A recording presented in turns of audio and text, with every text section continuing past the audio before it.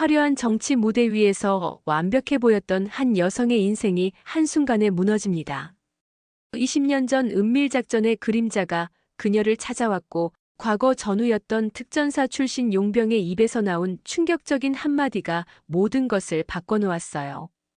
민간인들이 죽은 건 내 잘못이야. 권력과 양심 사이에서 선택해야 하는 순간, 과연 그녀는 어떤 결정을 내릴까요? 은빛 기록 구독과 좋아요, 알림 설정 부탁드립니다. 영상 제작에 많은 도움이 됩니다. 2024년 7월에 무더운 서울 국회의사당 18층에 위치한 이수연 의원실은 오늘도 바쁜 하루를 맞고 있었습니다. 45살의 이수연은 단정한 보부 헤어와 우아한 자태로 책상 앞에 앉아 있었어요. 그녀의 뒤편 벽면에는 각종 표창장과 훈장들이 빼곡히 걸려 있었죠. 수연은 손목의 까르띠에 시계를 확인하며 비서에게 말했습니다. 오늘 오후 2시에 있을 국정감사 준비가 끝났나요? 네, 의원님. 모든 자료 검토가 완료되었습니다. 비서 김 과장의 대답에 수연은 만족스럽게 고개를 끄덕였어요. 사실 이수연은 정치계에서 가장 주목받는 인물 중 한 명이었습니다. SC그룹 창업주의 딸로 태어나 어려움 없이 자란 그녀였지만 스스로의 힘으로 인생을 개척하고 싶다며 군에 입대했었죠. 여군 사관학교를 거쳐 육군 대위까지 복무한 후 전역한 그녀는 하버드 로스쿨에서 법학 석사를 마치고 돌아와 정치에 입문했어요. 현재 그녀는 국방위원회 간사를 맡고 있으면서 동시에 여성 정치인들의 롤모델로 불리고 있었습니다. 특히 군 출신이라는 특수한 경력 때문에 국방 분야에서는 남성 정치인들도 함부로 대하지 못하는 존재였죠. 오늘 오후 국정감사에서 다룰 안건은 최근 불거진 방산업체 납품 비리 문제였습니다. 수연은 자료를 다시 한번 점검하며 생각에 잠겼어요. 이번 감사를 통해 깨끗하게 문제를 해결한다면 차기 대선 주자로서의 입지가 더욱 단단해질 것이었거든요. 하지만 수연에게는 아무도 모르는 비밀이 하나 있었습니다. 20년 전군 복무 시절 그녀는 단순한 여군 장교가 아니었어요. 극비 특수작전에 참여했던 경험이 있었거든요. 당시 707특임대와 합동작전을 펼치며 위험한 임무들을 수행했었죠. 그때의 일들은 모두 기밀사항으로 분류되어 있었고 수연도 평생 입 밖으로 내지 않겠다고 서약했었습니다. 하지만 가끔 악몽 속에서 그 시절의 기억들이 되살아나곤 했어요. 특히 마지막 작전에서 일어났던 그 일만큼은요. 점심시간이 되자 수연은 의원회관 구내식당으로 향했습니다. 평소처럼 몇몇 동료 의원들과 함께 식사를 하며 오후 국정감사에 대한 이야기를 나누고 있었어요. 그때 수연의 휴대폰에 문자 메시지 하나가 도착했습니다. 발신자는 알 수 없는 번호였고 내용은 단순했습니다. 이수연, 오늘 오후 4시에 의원실로 찾아가겠다. 할 말이 있어. 마이너스 강태연. 수연의 얼굴이 순간 굳어졌어요. 강태연. 그 이름만으로도 20년 전의 기억이 물밀듯이 밀려왔거든요. 동료 의원이 무슨 일이냐고 물었지만 수연은 괜찮다며 애써 웃음을 지었습니다. 하지만 마음속으로는 벌써 패닉 상태였어요. 강태연은 과거 707특임대에서 함께 작전을 수행했던 동료였거든요. 그것도 마지막 작전에서 모든 것이 틀어졌을 때 함께 있었던 사람이었죠. 수연은 서둘러 식사를 마치고 의원실로 돌아왔습니다. 비서에게는 오후 4시 이후로 모든 약속을 취소하라고 지시했어요. 그리고 혼자 남겨달라고 했죠. 오후 3시 반 수연은 의원실 창가에 서서 한강을 바라보고 있었습니다. 20년 만에 강태연을 다시 만나게 된다니. 그는 지금 무엇을 하고 있을까요? 그리고 왜 갑자기 자신을 찾아오겠다는 걸까요? 시계 바늘이 4시를 가리키자 의원실 문을 두드리는 소리가 들렸습니다. 수연은 깊게 숨을 들이쉬고 들어오라고 말했어요. 문이 열리고 한 남자가 들어섰는데 수연은 그를 보는 순간 가슴이 철렁 내려앉았습니다. 키 180cm의 단단한 체격, 날카로운 눈빛을 가진 48살의 남자. 20년의 세월이 흘렀지만 강태현은 여전히 특전사다운 기품을 유지하고 있었어요. 다만 얼굴 곳곳에 새겨진 상처들이 그가 지나온 험난한 세월을 말해주고 있었죠. 태연아. 수연의 목소리는 떨리고 있었습니다.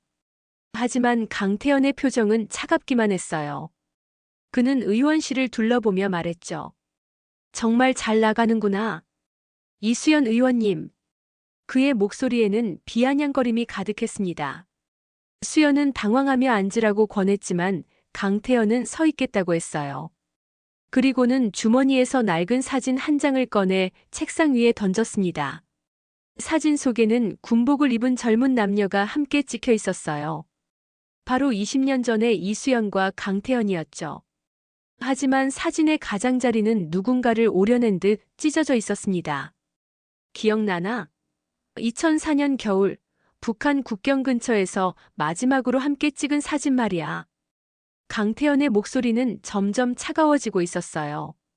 수연은 사진을 보는 순간 손이 떨리기 시작했습니다. 그 사진 속에는 분명 3명이 있었는데 한 명이 오려져 나간 자리가 너무도 선명했어요. 바로 그들의 동료였던 박민수 중위의 자리였죠. 강태현은 의자에 앉지도 않은 채 수연을 내려다보며 말을 이어갔습니다. 민수 기억하지? 우리 셋이 마지막까지 함께했던 그 친구 말이야. 그의 목소리에는 20년간 쌓인 분노가 스며들어 있었어요. 수연은 애써 침착함을 유지하려고 노력했습니다. 태연아, 그때 일은. 하지만 강태현이 그녀의 말을 끊었어요. 그때 일은 뭐?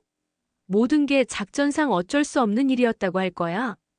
2004년 12월 당시 이수연 중위는 군 정보부 소속으로 특별 임무를 수행하고 있었습니다. 북한 국경 근처에서 벌어지는 무기 밀거래를 차단하는 것이 목표였죠.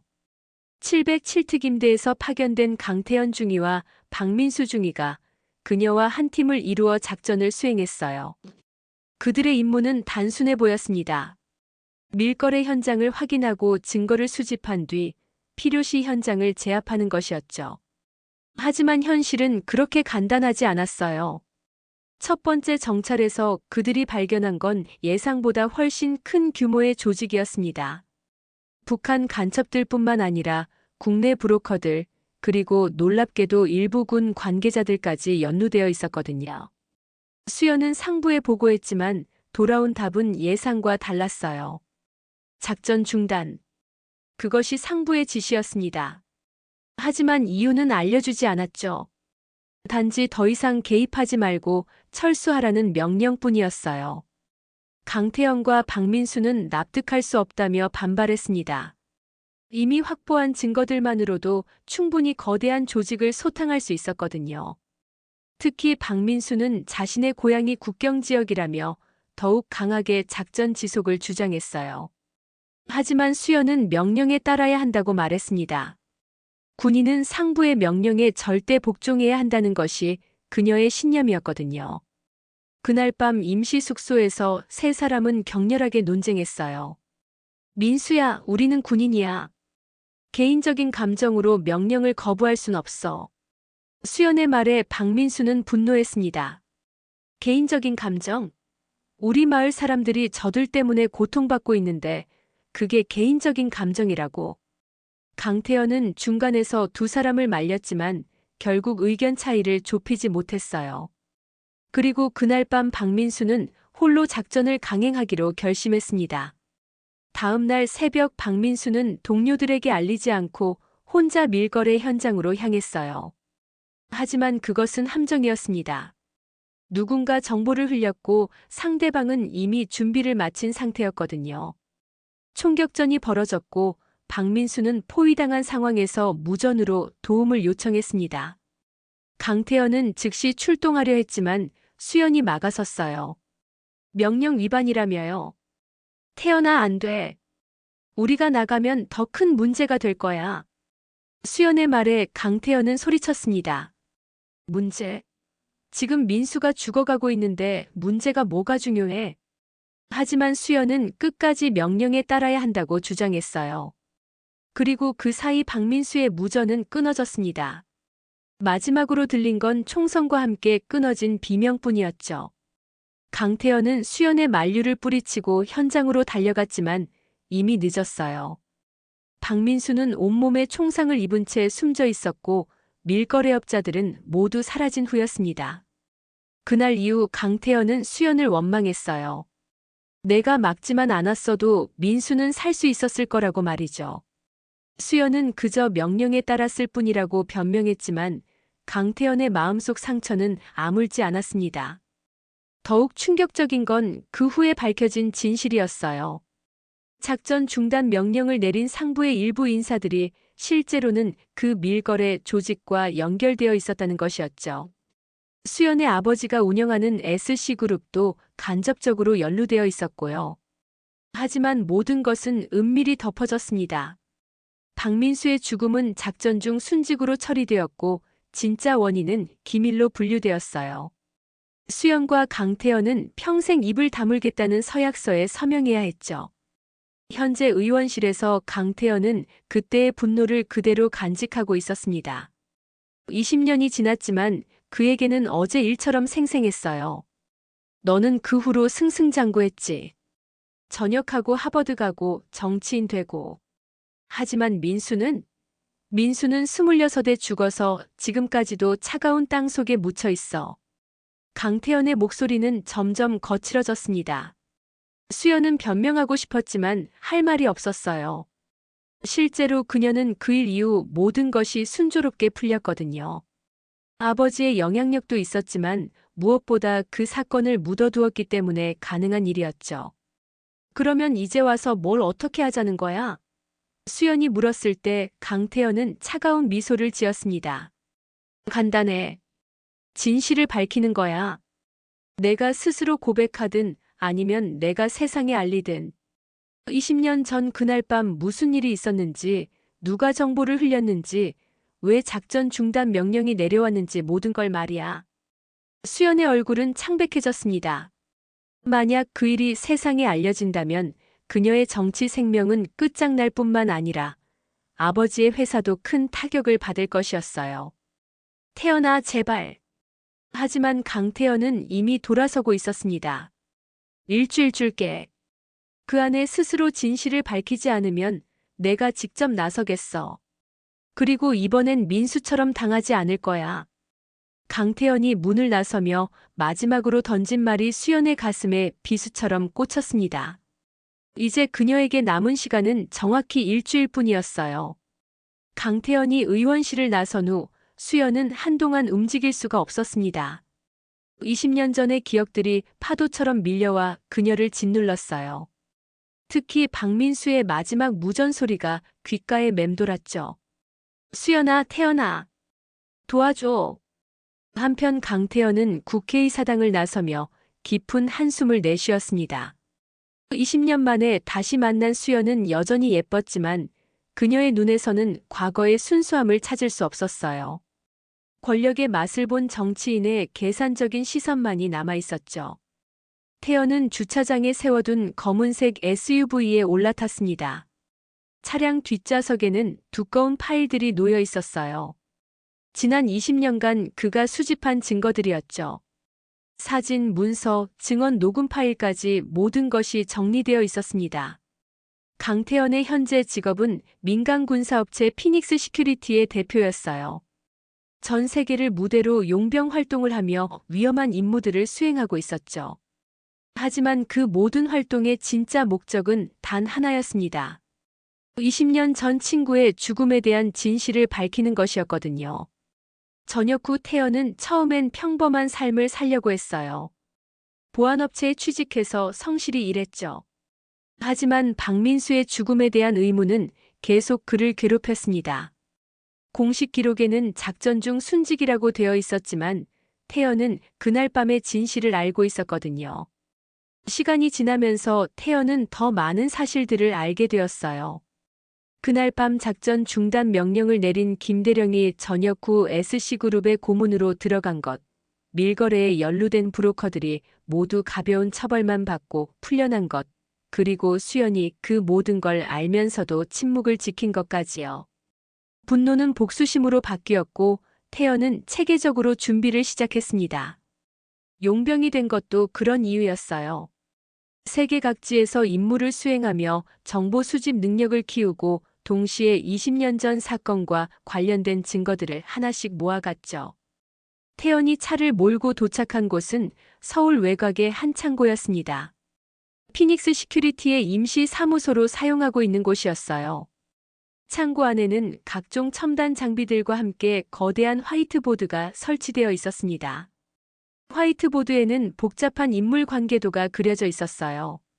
중심에는 이수연의 사진이 있었고 그 주변으로 SC그룹 관계자들, 당시 작전에 참여한 군 관계자들, 그리고 밀거래 조직원들의 사진이 실로 연결되어 있었죠. 태연은 수연의 사진을 보며 혼잣말을 했습니다. 일주일이면 충분해. 내가 스스로 고백하지 않으면 내가 직접 세상에 알리겠어. 사실 태연에게는 이미 완벽한 계획이 있었어요. 만약 수연이 자진해서 진실을 밝히지 않는다면 그는 언론에 모든 증거를 공개할 예정이었거든요. 그것도 수연이 가장 중요하게 생각하는 순간의 말이에요. 며칠 후면 수연이 차기 대선 출마를 공식 선언할 예정이었습니다. 태연은 그 순간을 노리고 있었어요. 전 국민이 지켜보는 가운데 20년 전의 진실이 폭로된다면 그 충격은 상상할 수 없을 정도로 클 것이었죠. 하지만 태연의 마음 한편에는 여전히 미련이 남아 있었어요.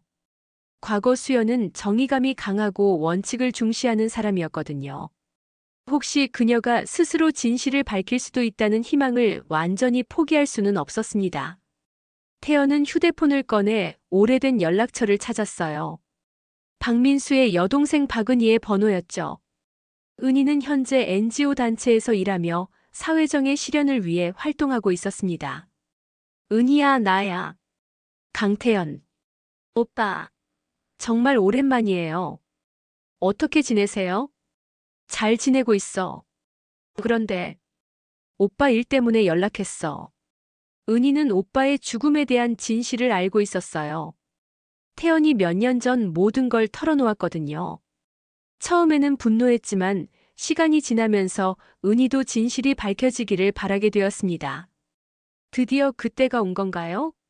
은희의 목소리에는 긴장감이 묻어났어요. 응. 이수연을 만났어. 일주일의 시간을 줬고. 그분이 스스로 고백할까요? 모르겠어. 하지만 안 한다면 내가 직접 나설 거야. 통화를 마친 후 태연은 창고 한편에 놓인 박민수의 유품들을 바라봤습니다. 낡은 군복 훈장, 그리고 마지막으로 가족들에게 보낸 편지. 모든 것이 20년 전 그날의 기억을 생생하게 되살려 주었어요. 민수야, 조금만 더 기다려. 곧 모든 게 끝날 거야. 한편 수연은 이틀째 잠을 이루지 못하고 있었습니다. 강태연의 협박은 단순한 위협이 아니었어요. 그는 정말로 무언가 구체적인 증거를 가지고 있는 것 같았거든요. 수연은 비서실장을 불러 은밀히 지시했습니다. 강태연에 대한 모든 정보를 수집하라고요. 현재 하는 일, 거주지, 교우 관계까지 모든 것을 파악해야 했습니다. 며칠 후 올라온 보고서를 보고 수연은 경악했어요. 강태연은 단순한 전직 군인이 아니었습니다. 지난 20년간 세계 각지에서 활동한 전문 용병이었고 현재는 상당한 규모의 민간군 사업체를 운영하고 있었거든요. 더욱 놀라운 건 그의 고객 리스트였어요. 각국 정부기관, 다국적 기업, 심지어 일부 언론사까지 포함되어 있었습니다. 이는 그가 단순히 무력을 사용하는 용병이 아니라 정보 수집과 은밀한 작전 수행이 가능한 전문가라는 뜻이었어요. 수연은 등골이 오싹해졌습니다. 만약 강태연이 정말로 20년 전의 증거들을 가지고 있다면, 그리고 그것을 언론에 공개한다면 자신의 정치 생명은 완전히 끝장날 것이었거든요. 하지만 가만히 당하고만 있을 수는 없었어요. 수연도 나름의 대응책을 마련해야 했습니다. 그녀는 조심스럽게 몇몇 신뢰할 만한 사람들에게 연락을 취하기 시작했어요. 첫 번째는 아버지였습니다. SC그룹 회장인 이철호는 딸의 위기를 듣고 즉시 움직였어요. 20년 전 그 사건에 자신도 간접적으로 연루되어 있었기 때문에 이는 단순히 딸만의 문제가 아니었거든요. 걱정하지 마라. 아버지가 해결해 줄게. 하지만 수연은 아버지의 방식이 또 다른 문제를 만들 수도 있다는 걸 알고 있었어요. 강태현은 20년 전과 달리 만만한 상대가 아니었거든요. 시간은 흘러가고 있었고 강태현이 준 일주일의 기한은 점점 다가오고 있었습니다. 과연 수연은 어떤 선택을 하게 될까요? 일주일의 기한 중 사흘이 지났습니다. 수연은 아버지 이철호 회장과 함께 SC그룹 본사 회장실에서 긴급 대책 회의를 하고 있었어요. 참석자들은 모두 20년 전 그 사건과 관련된 핵심 인물들이었습니다. 강태현이라. 그때 그 특전사놈이군. 이철호 회장의 목소리에는 차가운 분노가 섞여 있었어요. 20년 전 자신이 공들여 덮어둔 일이 다시 수면 위로 떠오를 위기에 처한 거였거든요. 회의실에는 당시 작전 책임자였던 김병철 전 대령도 참석해 있었습니다. 현재 SC그룹의 보안 담당 고문으로 일하고 있는 그는 20년 전 작전 중단 명령을 내린 장본인이었어요. 회장님, 강태현은 단순한 상대가 아닙니다. 지난 20년간 전 세계를 무대로 활동한 전문가예요. 함부로 건드렸다가는 더 큰 문제가 될 수 있습니다. 김 전 대령의 말에 회장실 분위기는 더욱 무거워졌어요. 수연은 고민에 빠져 있었습니다. 아버지와 김 전 대령은 강태현을 제거하는 방안을 논의하고 있었지만 그녀는 그런 방법이 옳지 않다는 걸 알고 있었거든요. 더구나 강태현은 과거 동료였어요. 아버지, 그런 방법은 안 돼요. 더 큰 문제만 만들 뿐이에요. 수연의 반대에 이철호 회장은 딸을 노려봤습니다. 그럼 어떻게 하자는 거냐? 가만히 앉아서 내 정치 생명이 끝나는 걸 지켜보자는 말이냐? 사실 이철호 회장에게도 이 문제는 매우 심각했어요. 20년 전 그는 북한과의 은밀한 사업을 추진하고 있었고 그 과정에서 일부 불법적인 방법들이 동원되었거든요. 당시 무기 밀거래를 묵인한 것도 그런 사업과 관련이 있었죠. 만약 그 진실이 밝혀진다면 SC그룹 전체가 위험에 처할 수 있었습니다. 주가 폭락은 물론이고 각종 수사기관의 조사까지 받게 될 테니까요. 일단 강태현이 어떤 증거를 가지고 있는지부터 파악해야 합니다. 김 전 대령이 제안했어요. 우리 쪽에도 정보망이 있으니까 그의 약점을 찾아보죠. 한편 강태현은 피닉스 시큐리티 사무소에서 마지막 준비를 하고 있었습니다. 그는 수연이 스스로 진실을 고백하지 않을 것이라는 걸 이미 예상하고 있었어요. 지난 며칠간 SC그룹 쪽에서 자신을 조사하고 있다는 것도 알고 있었죠. 역시 변하지 않았군. 태연은 쓴웃음을 지었어요. 20년 전처럼 여전히 권력으로 모든 걸 해결하려고 하는 모습이었거든요. 태연의 책상 위에는 내일 아침 각 언론사에 발송할 보도자료가 준비되어 있었습니다. 20년 전 은밀작전의 전말과 박민수의 죽음에 대한 진실, 그리고 이를 은폐한 세력들의 정체까지 모든 게 담겨 있었어요. 하지만 태연에게는 한 가지 걱정이 있었습니다. 박민수의 여동생 은희의 안전이었어요.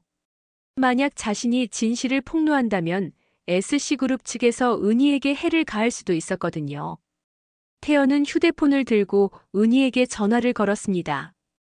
은희야, 내일부터 며칠간 안전한 곳에 있어야 해. 무슨 일인가요? 혹시? 응. 드디어 시작할 거야. 하지만 내 안전이 우선이야.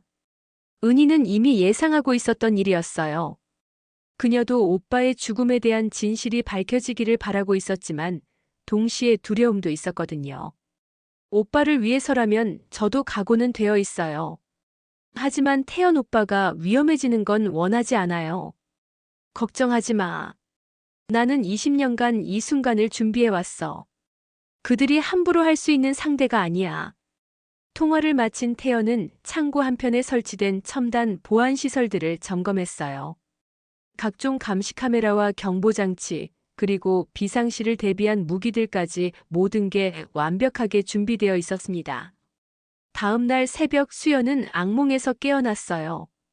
꿈에서 박민수가 나타나 자신을 원망하는 눈빛으로 바라보고 있었거든요. 왜 날 버렸어? 왜 도와주지 않았어? 수연은 식은땀을 흘리며 침대에서 일어났습니다.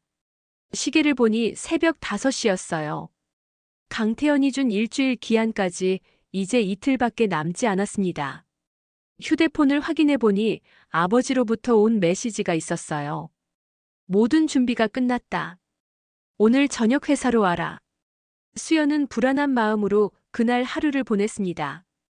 국정감사 준비로 바쁜 척했지만 머릿속은 온통 20년 전 그날 밤의 기억으로 가득했어요.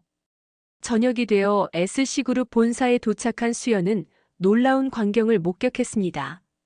회장실에는 김병철 전 대령 외에도 몇 명의 낯선 남자들이 앉아 있었어요. 모두 군 출신으로 보이는 사람들이었죠. 이분들은 우리 회사 보안팀이야. 강태현 문제를 해결해 줄 거야.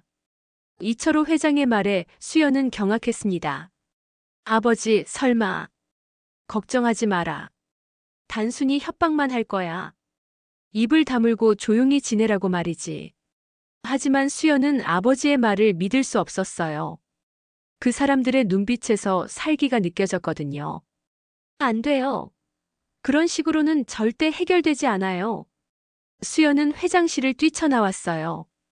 그리고 차 안에서 한참을 고민한 끝에 중대한 결심을 했습니다. 강태현에게 직접 연락하기로 한 거예요. 태연아, 나야. 만날 수 있을까? 전화 너머 강태현의 목소리는 차가웠지만 그는 만남에 응했습니다. 내일 오후 2시 민수 무덤 앞에서. 통화를 끊은 수연은 깊은 한숨을 내쉬었어요. 이제 정말로 모든 걸 결정해야 할 순간이 다가오고 있었습니다. 과연 그녀는 어떤 선택을 하게 될까요? 다음 날 오후 2시 국립현충원. 박민수의 무덤 앞에는 하얀 국화꽃 한 다발이 놓여 있었습니다. 강태현이 미리 와서 준비한 것이었어요. 그는 무덤 앞에 무릎을 꿇고 앉아 조용히 친구와 대화하고 있었습니다. 민수야, 오늘 모든 게 끝날 거야. 오랫동안 기다려줘서 고마워. 잠시 후 검은색 세단 한 대가 현충원 입구에 멈춰 섰어요. 수연이 혼자 차에서 내렸습니다. 그녀는 운전기사에게 1시간 후에 다시 오라고 지시한 후 천천히 민수의 무덤을 향해 걸어갔어요. 20년 만에 다시 찾은 민수의 무덤. 수연의 가슴은 복잡한 감정들로 가득 찼습니다. 죄책감, 그리움, 그리고 두려움까지 모든 것이 뒤섞여 있었어요. 강태현은 수연이 다가오는 것을 보고 천천히 일어났습니다. 두 사람은 무덤을 사이에 두고 마주 섰어요. 한동안 아무 말이 없었습니다. 꽃을 가져왔어야 했는데. 수연이 먼저 입을 열었어요. 목소리가 떨리고 있었죠. 민수는 꽃보다 진실을 원할 거야. 강태현의 대답은 여전히 차가웠습니다. 수연은 무덤 앞에 무릎을 꿇고 앉았어요. 그리고 비석에 새겨진 박민수 중이라는 글자를 손으로 어루만졌습니다. 민수야. 미안해. 정말 미안해. 수연의 눈에서 눈물이 흘러내렸어요. 20년간 참아왔던 감정들이 터져나오고 있었거든요. 강태현은 그런 수연을 바라보며 복잡한 심정이었어요. 한편으로는 그녀가 진심으로 후회하고 있다는 걸 느낄 수 있었지만 다른 한편으로는 20년간 쌓인 분노가 쉽게 가라앉지 않았거든요. 후회만으로는 부족해.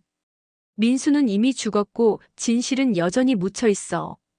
태연의 목소리에는 깊은 상처가 묻어났어요. 수연은 눈물을 닦으며 태연을 바라봤습니다. 내가 어떻게 해야 할까? 간단해. 진실을 말하는 거야. 20년 전 그날 밤 정말로 무슨 일이 있었는지, 누가 정보를 흘렸는지, 왜 우리가 민수를 구하러 가지 못했는지 모든 걸 말이야. 수연은 깊은 숨을 들이쉬었어요.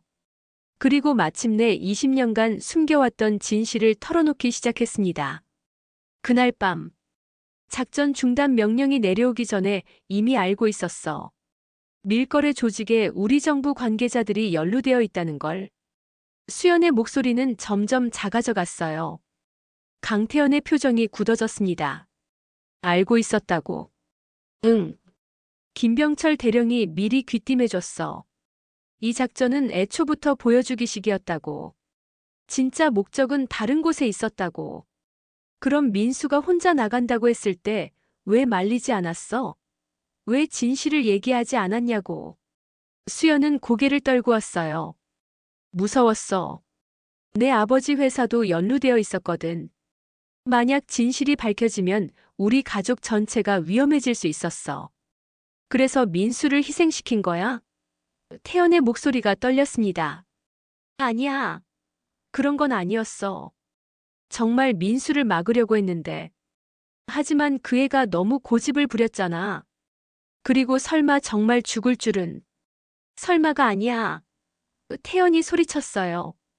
넌 알고 있었잖아. 그곳이 함정이라는 걸. 수연은 더 이상 변명할 수 없었어요. 모든 게 사실이었거든요. 그녀는 민수를 구할 수 있었지만 자신과 가족의 안위를 위해 침묵을 선택했던 거였죠. 그리고 그 후에도 계속 숨겼어. 내 아버지의 도움으로 모든 걸 덮어버렸고 그 덕분에 지금의 자리까지 올라온 거야. 태연의 말에 수연은 고개를 들 수 없었어요. 잠시 후 수연이 조용히 입을 열었습니다. 태연아, 나도 괴로웠어. 매일 밤 민수 꿈을 꿨고 죄책감에 시달렸어. 하지만 이미 저질러진 일을 되돌릴 수는 없었잖아. 되돌릴 수는 없지만 진실은 밝힐 수 있었어. 20년 동안 기회는 얼마든지 있었잖아. 만약 내가 지금이라도 모든 걸 고백한다면?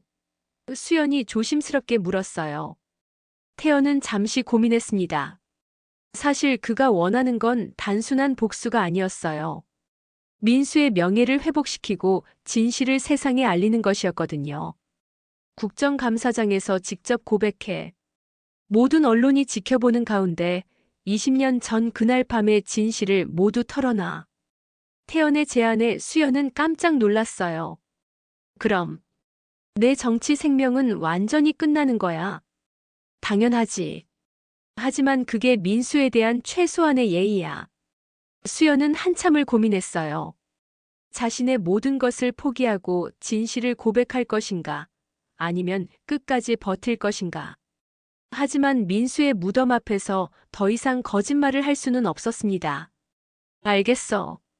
내일 국정감사에서 모든 걸 고백할게.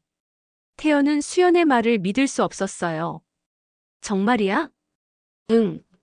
더 이상 이 짐을 지고 살 수는 없어. 민수에게도 나 자신에게도 진실이 필요해. 두 사람은 다시 민수의 무덤 앞에 무릎을 꿇고 앉았어요. 그리고 조용히 기도했습니다. 20년간 억압되어 있던 진실이 마침내 세상으로 나올 수 있기를 말이에요. 민수야, 내일이면 모든 게 끝날 거야. 조금만 더 기다려줘. 수연의 마지막 인사에 여름바람이 살짝 불어왔어요. 마치 민수가 대답하는 것처럼 느껴졌죠. 하지만 이들은 아직 모르고 있었습니다. SC그룹에서 이미 다른 계획을 진행하고 있다는 사실을 말이에요. 그날 밤 11시 강태현은 피닉스 시큐리티 사무소에서 내일 있을 국정감사를 위한 마지막 준비를 하고 있었습니다. 수연이 정말로 진실을 고백할지 확신할 수 없었지만 그녀의 눈에서 진심을 느꼈어요. 20년 만에 처음으로 희망을 품게 되었죠. 태연은 박민수의 사진을 책상 위에 놓고 조용히 말했습니다. 민수야, 내일이면 내 억울함이 풀릴 거야. 조금만 더 기다려줘. 하지만 그때 사무소 주변의 감시 카메라에 수상한 움직임이 포착되었어요. 검은색 SUV 2대가 창고 주변을 천천히 돌고 있었거든요. 태연의 표정이 굳어졌습니다. 역시 가만히 있지 않는군. 태연은 즉시 비상 상황에 대비했어요. 무기를 점검하고 비상용 통신 장비를 확인했죠. 20년간 용병으로 활동하며 쌓은 경험이 발휘되는 순간이었습니다. SUV에서 내린 4명의 남자들은 모두 전문가처럼 보였어요. 움직임이 훈련된 군인 같았거든요. 그들은 창고 주변을 포위하며 천천히 접근하고 있었습니다. 태연은 휴대폰으로 수연에게 급히 연락했어요. 수연아, 지금 당장 안전한 곳으로 피해. 무슨 일이야? 무슨 소리야? 내 아버지가 보낸 사람들이 나를 제거하려고 해. 내일 국정감사전에 나를 입 다물게 하려는 거야. 수연은 충격을 받았어요. 아버지가 설마 이런 극단적인 방법을 쓸 줄은 몰랐거든요. 태연아, 어떡해? 경찰에 신고할까? 소용없어. 그들은 이미 모든 걸 준비했을 거야. 나는 괜찮으니까 너만 조심해. 통화를 끊은 태연은 창고 내부의 조명을 모두 껐어요. 그리고 야간 투시경을 착용한 후 뒷문으로 조용히 빠져나갔습니다. 20년간 갈고 닦은 특전사의 기술이 발휘되는 순간이었어요. 한편 수연은 집에서 아버지에게 화가 난 목소리로 전화를 걸었습니다. 아버지, 도대체 뭘 하시는 거예요? 무슨 소리냐? 강태현을 해치지 마세요. 제가 해결할 거라고 했잖아요. 이철호 회장은 잠시 침묵했다가 말했어요. 이미 늦었다. 오늘 밤이 지나면 모든 문제가 해결될 거야. 안 돼요. 당장 멈춰주세요. 하지만 이미 작전은 시작된 후였어요. SC그룹의 보안팀은 강태현을 완전히 제거할 계획이었거든요.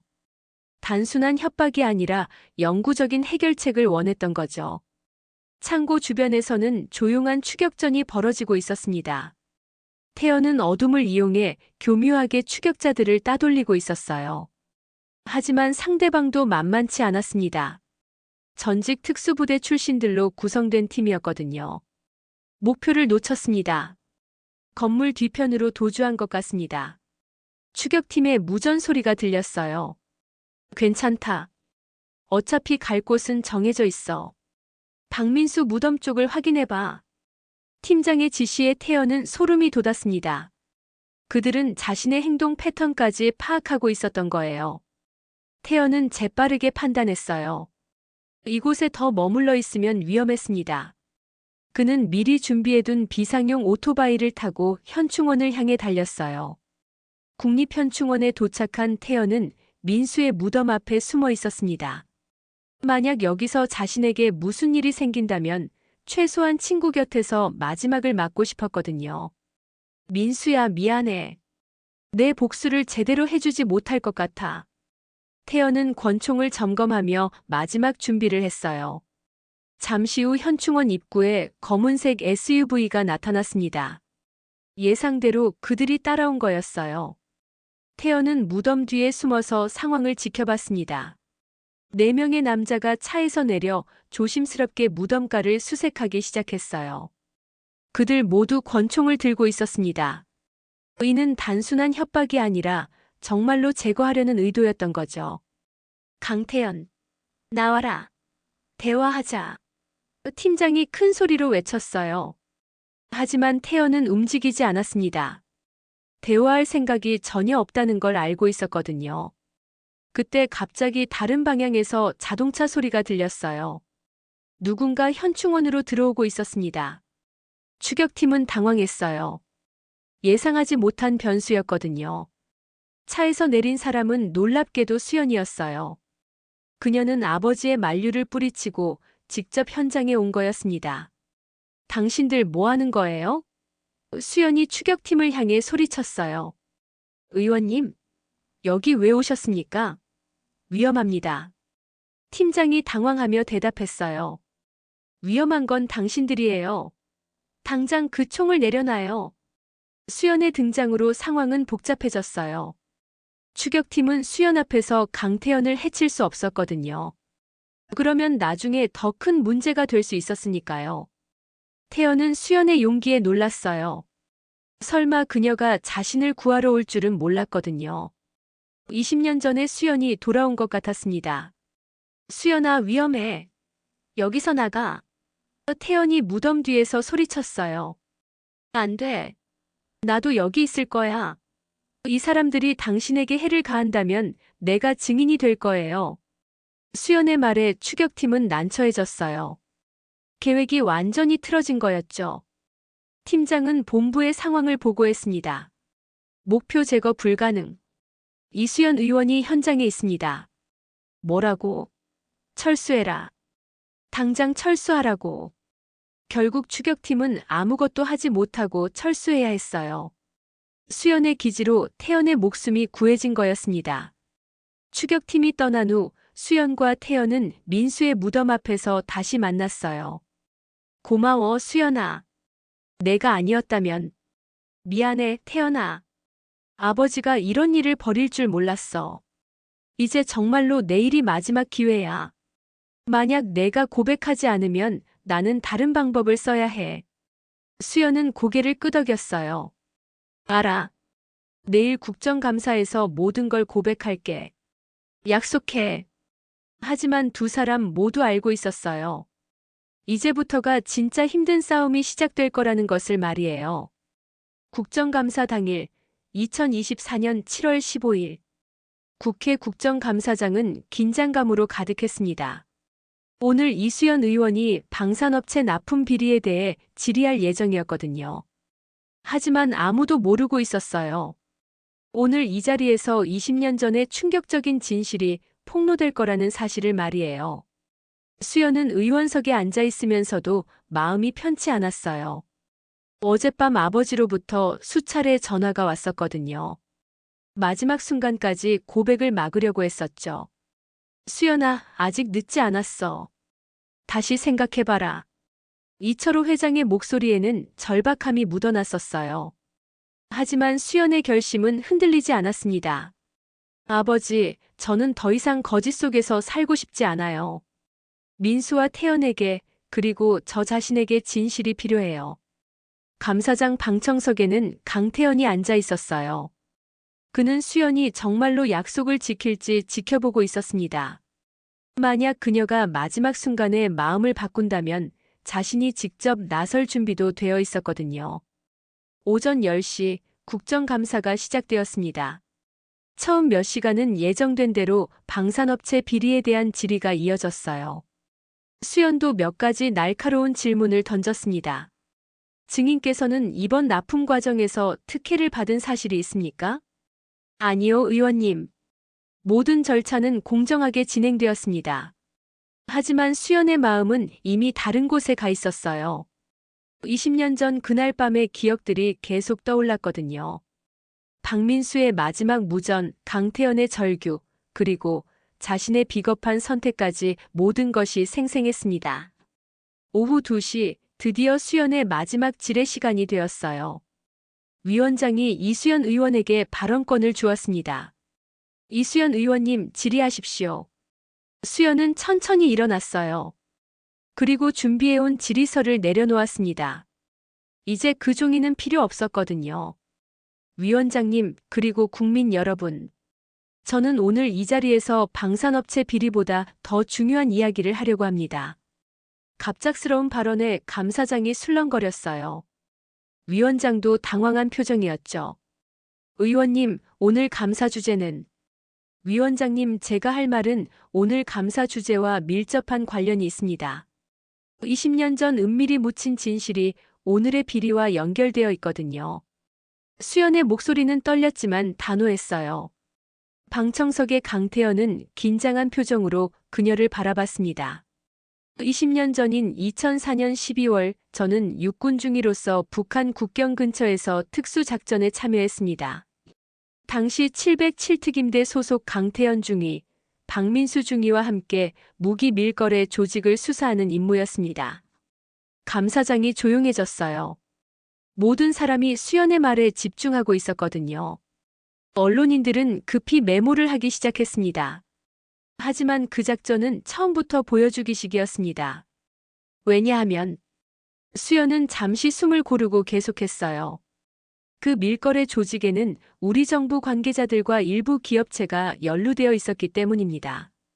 이제 감사장은 완전히 정적에 빠졌어요. 충격적인 고백이 시작된 거였거든요. 저희는 작전 중단 명령을 받았습니다. 하지만 박민수 중위는 이를 받아들일 수 없었어요. 자신의 고향 사람들이 그 조직 때문에 고통받고 있다는 걸 알고 있었거든요. 수연의 눈에서 눈물이 흘러내렸어요. 그래서 민수는 혼자 작전을 강행했습니다. 저와 강태연 중위에게는 알리지 않고 말이에요. 방청석에서 강태연이 고개를 떨구었어요. 그 순간의 기억이 다시 떠올랐거든요. 민수가 포위당에 도움을 요청했을 때 수연의 목소리가 더욱 떨렸어요. 저는 강태현 중위를 막았습니다. 명령 위반이라며 더 큰 문제가 될 거라며 구하러 가지 못하게 했어요. 감사장에서 탄식 소리가 들렸어요. 수연의 고백은 계속되었습니다. 그 결과 박민수 중위는 홀로 총격전을 치르다가 전사했습니다. 26살의 나이에 말이에요. 이제 수연은 완전히 울고 있었어요. 20년간 억눌러왔던 감정이 터져나오고 있었거든요. 더욱 충격적인 것은 그 후에 밝혀진 사실입니다. 작전 중단 명령을 내린 일부 관계자들이 실제로는 그 밀거래 조직과 연결되어 있었다는 것이었어요. 제 아버지가 운영하는 SC그룹도 간접적으로 연루되어 있었습니다. 감사장이 완전히 뒤집어졌어요. 언론인들은 미친 듯이 카메라를 돌렸고 다른 의원들은 경악한 표정이었습니다. 저는 그 모든 사실을 알면서도 20년간 침묵했습니다. 제 아내와 가족의 이익을 위해서 말이에요. 하지만 이제 더 이상 참을 수 없습니다. 수연은 방청석의 강태현을 바라봤어요. 강태현 씨, 그리고 고 박민수 중위님. 정말 죄송합니다. 20년 늦었지만 이제라도 진실을 말씀드립니다. 위원장이 회의 중단을 선언했지만 아무도 신경 쓰지 않았어요. 모든 사람이 수연의 고백에 충격을 받고 있었거든요. 방청석에서 강태현이 일어났어요. 그리고 수연을 향해 깊이 고개를 숙였습니다. 20년간 기다려온 순간이었어요. 고맙습니다. 정말로 고맙습니다. 강태현의 목소리에는 복잡한 감정이 섞여 있었어요. 분노와 안도감, 그리고 용서의 마음까지 모든 것이 뒤섞여 있었죠. 하지만 이것은 끝이 아니었어요. 수연의 고백으로 인해 더 큰 파장이 일어날 예정이었거든요. 20년간 묻혀있던 진실이 세상에 드러나면서 많은 사람들의 운명이 바뀌게 될 것이었습니다. 수연의 충격적인 고백이 있은 지 한 달이 지났습니다. 대한민국 전체가 이 사건으로 떠들썩했어요. 연일 언론에서는 20년 전 은밀작전의 진실과 관련된 보도가 이어졌죠. 이수연은 국정감사 직후 의원직을 사퇴했습니다. 그리고 검찰 조사에 성실히 임하며 당시 상황에 대해 상세히 증언했어요. 비록 정치 생명은 끝났지만 그녀의 표정에는 오히려 평안함이 깃들어 있었습니다. SC그룹은 큰 타격을 받았어요. 이철호 회장은 구속되었고 회사 주가는 폭락했습니다. 하지만 수연은 이 모든 결과를 담담히 받아들였어요. 20년간 짊어지고 있던 짐을 내려놓은 기분이었거든요. 국립현충원 박민수의 무덤 앞에는 연일 조문객들이 찾아왔습니다. 늦었지만 그의 희생이 세상에 알려지면서 많은 사람들이 그를 기리기 위해 찾아온 거였어요. 가을이 깊어가던 어느 일요일 오후 수연과 강태현은 다시 민수의 무덤 앞에서 만났습니다. 이번에는 박민수의 여동생 은희도 함께였어요. 오빠, 이제 편히 쉬세요. 진실이 모두 밝혀졌어요. 은희가 무덤 앞에 국화꽃을 놓으며 말했습니다. 수연은 무덤 앞에 무릎을 꿇고 앉았어요. 민수야, 정말 늦어서 미안해. 하지만 이제라도 내 명예가 회복되어서 다행이야. 박민수는 사후에 추서를 받아 소령으로 진급했습니다. 그리고 정부에서는 그의 희생을 기리는 추모비를 세우기로 결정했어요. 강태현은 무덤 앞에 서서 조용히 말했습니다. 민수야, 20년 걸렸지만 약속을 지켰어. 이제 마음 편히 쉬어. 세 사람은 한동안 조용히 서 있었어요. 가을바람이 불어와 떨어진 낙엽들을 흩날렸습니다. 마치 민수가 그들에게 인사하는 것 같았죠. 이제 우리는 어떻게 살아야 할까요? 은희가 조심스럽게 물었어요. 수연이 먼저 대답했습니다. 저는 처음부터 다시 시작하려고 해요. 변호사로 돌아가서 진짜 정의를 위해 일하고 싶어요. 강태현도 고개를 끄덕였어요. 나도 피닉스 시큐리티를 정리하고 다른 일을 찾아볼 생각이야. 이제 복수는 끝났으니까. 은희는 두 사람을 바라보며 말했습니다. 오빠가 꿈꿨던 세상을 만들어가요. 그게 오빠에 대한 진짜 추모가 될 거예요. 며칠 후 수연은 작은 법무법인에서 일을 시작했어요. 화려한 정치인 시절과는 다르지만 오히려 마음이 편안했습니다. 진실된 삶을 살고 있다는 느낌이었거든요. 강태현은 피닉스 시큐리티를 정리한 후 북한 이탈 주민들을 돕는 NGO에서 일하기 시작했어요. 과거 민수가 안타까워했던 국경 지역 사람들을 돕는 일이었죠. 어느 날 수연과 강태현은 우연히 시내에서 마주쳤습니다. 서로 어색하게 인사를 나눈 후 함께 커피를 마시게 되었어요. 요즘 어때? 수연이 먼저 말을 걸었어요. 생각보다 괜찮아. 의미 있는 일을 하고 있다는 느낌이야. 넌? 저도요.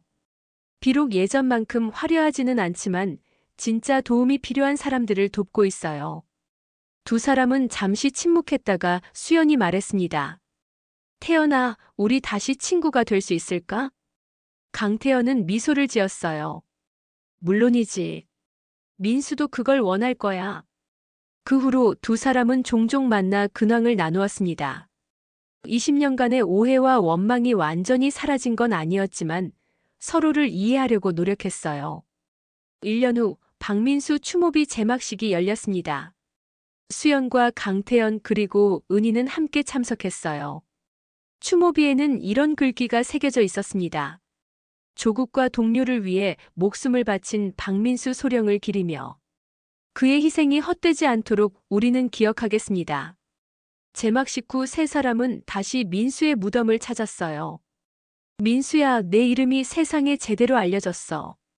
이제 정말 자랑스러운 군인으로 기억될 거야. 강태현이 말했습니다.